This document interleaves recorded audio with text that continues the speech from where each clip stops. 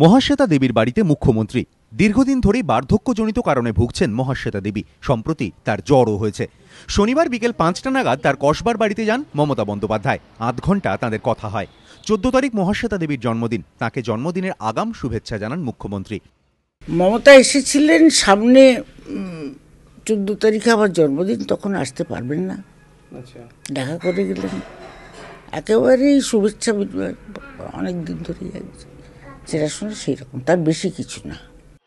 তৃণমূল সরকার ক্ষমতায় আসার পর গত বছরের ২১শে জুলাইয়ে সভার মঞ্চে উপস্থিত হন মহাশ্বেতা দেবী। গত বছরও সাহিত্যিকের জন্মদিনে তার বাড়িতে গিয়ে শুভেচ্ছা জানিয়েছিলেন মুখ্যমন্ত্রী, কিন্তু কয়েক মাস পরেই তাল কাটে।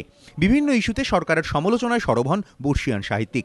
রাজ্য সরকারের সংবাদপত্র ফতোয়ার সমালোচনা করে বলেছিলেন, মানুষের কাছে ভুল বার্তা গেল। বিদ্যাসাগর পুরস্কারের জন্য তার প্রস্তাবিত নাম গ্রাহ্য না হওয়ায় পশ্চিমবঙ্গ বাংলা একাডেমির পদ থেকে ইস্তফাও দেন মহাশ্বেতা দেবী। বলেন, জীবনে কখনো এরকম অপমানিত হয়নি। মেট্রো চ্যানেলে এপিডিআরের সভা বিতর্কে তীব্র ক্ষোভ প্রকাশ করে রাজ্য সরকারের আচরণকে ফ্যাসিবাদের সঙ্গেও তুলনা করেন মহাশ্বেতা দেবী। প্রতিবাদ করার অধিকার থাকবে না, এটা পশ্চিম বাংলার মানুষ সহ্য করবে না। প্রতিবাদ করার অধিকার ছিল বলেই ক্রমে ক্রমে জনমত গড়ে উঠেছে এবং আজকে একটা নতুন সরকার ক্ষমতায় এসেছে।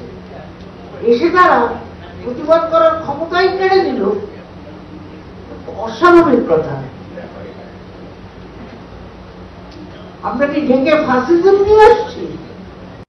এই পরিস্থিতিতে এদিন মহাশ্বেতা দেবীর বাড়িতে মুখ্যমন্ত্রীর যাওয়া যথেষ্ট তাৎপর্যপূর্ণ বলেই মনে করছে রাজনৈতিক মহল। হিন্দোল দে, এবিপি আনন্দ, কলকাতা।